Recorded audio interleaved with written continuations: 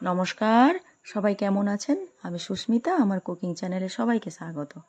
আজকের হালকা বৃষ্টি হয়েছে, ওয়েদারটা একটু ঠান্ডা, তাই ভাবলাম আপনাদের সাথে একটা চিকেনের রেসিপি করে দেখাই। ধনেপাতা দিয়ে চিকেন। তো প্রথমে দেখুন আলুগুলো আমি ভেজে নিলাম। আলু আপনারা দিতে পারেন, নাও দিতে পারেন। তারপরে 500 গ্রাম মাংস নিয়েছি, তাতে টক দই, গোলমরিচ গুঁড়ো, কাঁচা লঙ্কা বাটা আর সামান্য তেল দিয়ে মেখে আধা ঘন্টা ঢাকা দিয়ে রেখে দিলাম।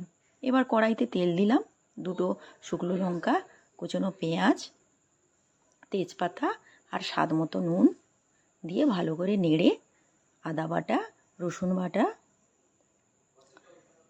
টমেটো কুচি,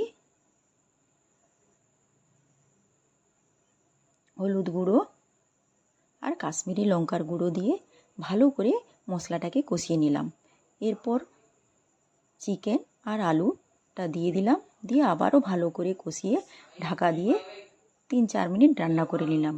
যখন দেখবেন আলু আর মাংস সেদ্ধ হয়ে গেছে, তখন ধনেপাতাটা পেস্ট করে মাংসতে দিয়ে দিলাম।